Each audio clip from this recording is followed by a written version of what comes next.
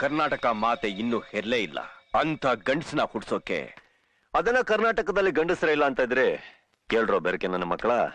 ನಮ್ಮಲ್ಲಿ ಹುಟ್ಟೋರು ಬರೀ ಗಂಡಸರು ಮಾತ್ರ ಅಲ್ಲ, ಸಿಡಿಯೋ ಗುಂಡುಗಳು. ಕರ್ನಾಟಕ